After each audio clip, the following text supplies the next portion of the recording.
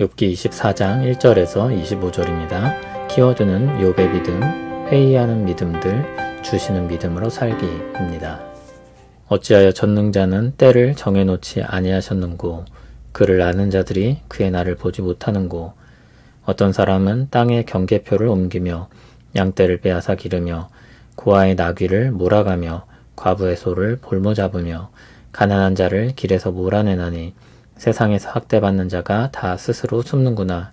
그들은 거친 광야의 들 나귀 같아서 나가서 일하며 먹을 것을 부지런히 구하니 빈들이 그들의 자식을 위하여 그에게 음식을 내는구나. 밭에서 남의 꼴을 베며 악인이 남겨둔 포도를 따며 의복이 없어 벗은 몸으로 밤을 지내며 추워도 덮을 것이 없으며 산중에서 만난 소나기에 젖으며 가릴 것이 없어 바위를 안고 있느니라. 어떤 사람은 고아를 어머니의 품에서 빼앗으며 가난한 자의 옷을 볼모 잡음으로 그들이 옷이 없어 벌거벗고 다니며 곡식이삭을 나르나 굶주리고 그 사람들의 담 사이에서 기름을 짜며 목말라 하면서 술틀을 밟느니라. 성중에서 죽어가는 사람들이 신음하며 상한 자가 부르짖으나 하나님이 그들의 참상을 보지 아니하시느니라. 또 광명을 배반하는 사람들은 이러하니 그들은 그 도리를 알지 못하며 그 길에 머물지 아니하는 자라.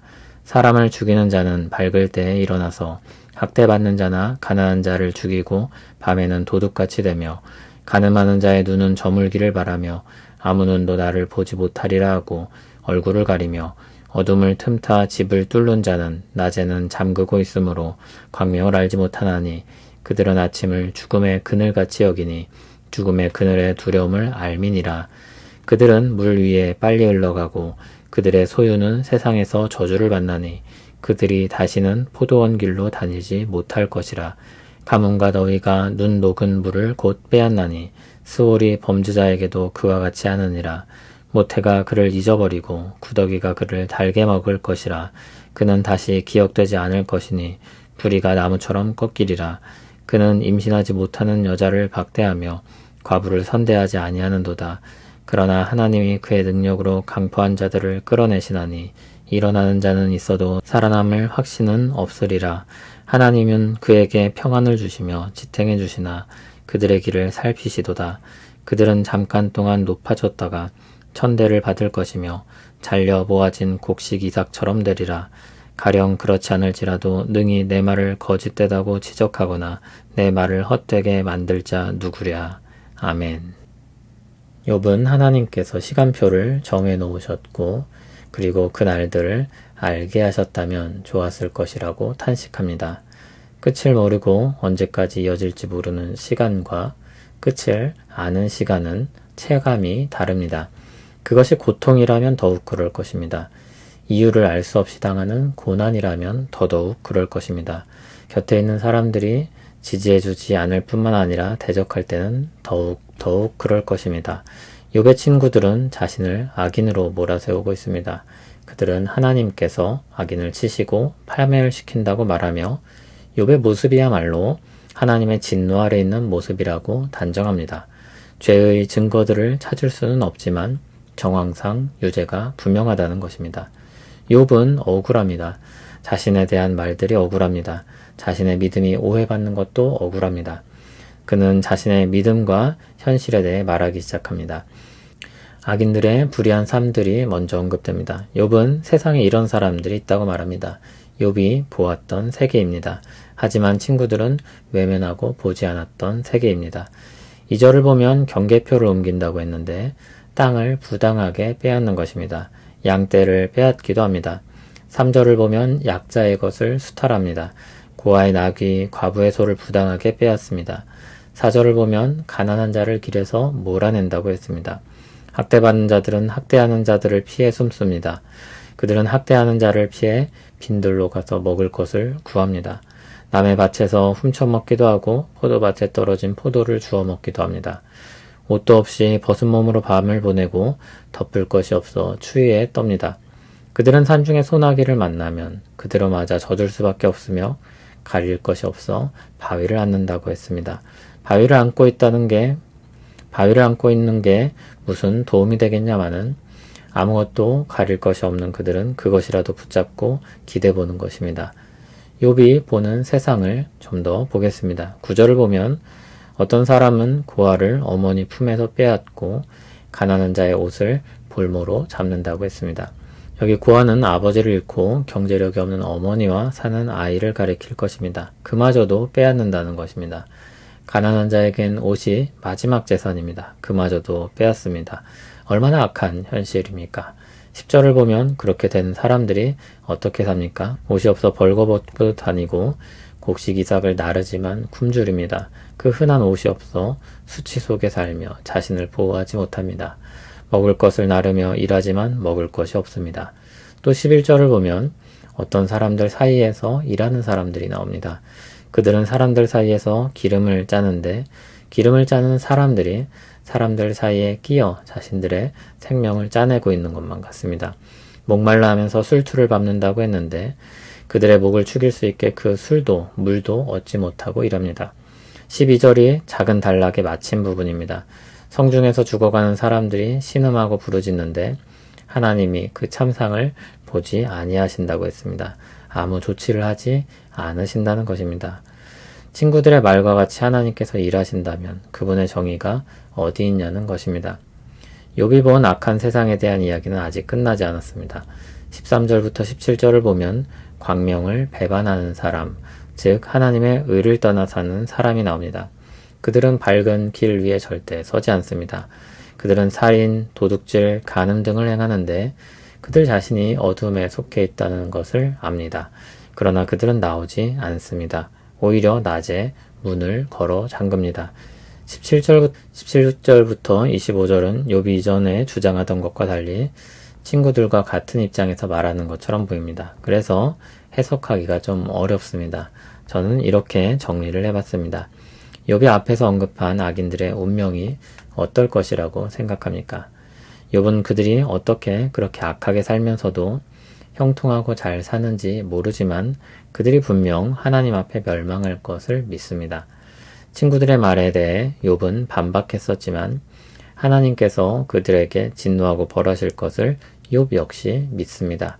그러나 욥은 친구들이 말하는 것처럼 하나님의 진노가 즉각적으로 현세에서 빈번하게 잘 나타나지 않는 것처럼 보인다는 것입니다. 그리고 그 모호함 가운데 자신이 있습니다. 그럼에도 욥은 어떤 생각을 역시 가지고 있습니까? 18절을 보면 그들은 빨리 물에 휩쓸려 가듯 하나님에 의해 그렇게 될 것을 믿습니다. 그들의 소유가 세상에서 저주를 받아 그들이 자랑하고 즐거워하는 포도원을 이룰 것입니다. 눈 녹은 물이 가뭄과 더위로 증발하듯이 그들의 삶이 순식간에 사라질 것입니다. 그들의 어머니라도 그들을 잊을 것이며 구더기가 그들을 달게 먹는다고도 했습니다. 그들이 무덤으로 들어갈 것을 뜻합니다. 그리고 그들은 다시 기억되지 않을 것입니다. 21절에 보듯이 그들은 아주 악랄합니다. 그들은 임신하지 못하는 여자를 박대하고 과부를 선대하지 않았습니다. 그렇게 멸망을 해도 좋을 만한 사람들입니다. 하나님은 악인들을 결국 심판하실 것입니다. 그들에게 잠시 평안을 주시고 지탱해 주시기도 합니다. 그들을 잠깐 높이도록 두시기도 합니다. 그러나 그들을 살피고 낮추실 것입니다. 하나님의 때가 되면 악인들은 잘려 모아진 곡식 이삭처럼 차곡차곡 모아져 심판을 받게 될 것입니다. 이와 같은 생각에 확신을 가지고 욥은 25절과 같이 말합니다. 가령 그렇지 않을지라도 능히 내 말을 거짓되다고 지적하거나 내 말을 헛되게 만들 자가 누구랴. 그의 말이기 때문이 아니라 하나님이 행하실 것을 믿기 때문입니다. 욥은 하나님의 정의 실현에 대해 상당히 회의적인 입장일 수밖에 없습니다. 자신이 이유를 알 수 없는 고난을 당하고 있기 때문입니다. 그러나 23장에서 이해할 수 없는 자신의 현실 가운데서도 하나님에 대한 믿음을 잃지 않고 있었던 것처럼 24장은 그가 하나님의 정의에 대한 여전한 확신을 가지고 있음을 볼 수 있습니다. 다만 여전히 어려운 것은 자신의 믿음이 현실 가운데 잘 관찰되지 않는다는 것입니다. 믿음의 영역에 들어있는 사실들이 그의 현실에 구현되지 않습니다. 이와 같은 신앙의 괴리는 수많은 신자들이 한 번쯤 부딪혀 볼 수밖에 없는 질문입니다. 이 질문에 대해서 욥은 고뇌합니다. 그러면서도 믿음으로 고백을 합니다. 이와 비슷한 질문을 아주 강력하게 던졌던 사람들이 있습니다. 하박국입니다. 그러나 그 역시 하나님을 뵙고 나서 믿음으로 엎드릴 수밖에 없었습니다. 다니엘과 세 친구들은 어떻습니까? 그들은 그리 아니하실지라도의 신앙을 가지고 있었습니다. 욥의 연대를 전통적인 관점처럼 고대로 본다면 욥은 이 고뇌의 원조격이라고 할 수 있습니다. 그는 믿음으로 고뇌하다가 하나님을 만났습니다. 그리고 그의 믿음의 후배들은 하나님의 가르침을 받기도 하고 믿음의 삶을 통해 하나님의 일하심을 경험하기도 합니다. 그리고 믿음의 후배의 후배인 우리는 예수 그리스도의 십자가를 가지고 있습니다. 하나님은 악에 대해 분명히 심판하시며 그 대상이 자신이 사랑하시는 예수 그리스도일지라도 결코 진노의 심판을 감하지 않으심을 보여주셨습니다. 심판의 고통이 철저하게 그대로 그리스도께로 내리 꽂았습니다. 거기서 생명이 싹 텄고 거기서 맺힌 열매들이 우리입니다. 믿음을 알지도 못할 때 믿음의 현실을 경험한 셈입니다. 욥은 결국 그가 믿었으나 어떻게 펼쳐질지 알지 못했던 현실을 보게 됩니다. 하나님의 방식으로 하나님의 시간에 신실하게 펼쳐진 현실을 만나게 됩니다. 믿음으로 걷고 뛴 사람에게 믿음의 현실이 의미가 있습니다. 방관자와 비방자들에겐 그날의 현실은 아무런 의미가 없습니다. 도리어 그날은 자신의 부끄러움을 확인하고 그들의 어리석음을 확인하는 날입니다. 그러나 믿고 견딘 사람들에게 그날은 감격과 환희와 위로와 즐거움의 날이 될 것입니다. 설명할 수 없는 일이 많고 이해할 수 없는 일들도 많습니다. 그런 가운데 하나님께서 우리에게 주시는 것은 하나님의 정확한 시간표가 아닙니다. 하나님이 우리에게 주시는 것은 무엇입니까? 하나님이 정말 믿을 수 있는 분임을 알려주시는 계시의 말씀들입니다. 하나님이 우리를 얼마나 사랑하시는지 보여주시는 예수 그리스도의 십자가입니다. 성령님을 통해서 믿음을 경험하게 하시는 우리의 하루하루입니다. 오늘도 믿음으로 살기를 소원합니다. 하나님의 은혜가 나의 현실이길 원합니다. 성령님의 은혜 가운데 믿음으로 기다리게 하시고 하나님의 역사들을 볼 수 있는 눈을 열어주시길 원합니다. 비현실적인 것처럼 보이는 일들이 전능자의 손에서 일상임을 알게 하시고 믿음 안에서 꾸는 꿈들이 소망을 향해 사는 우리 생기임을 경험하게 하옵소서. 예수님 이름으로 기도합니다. 아멘.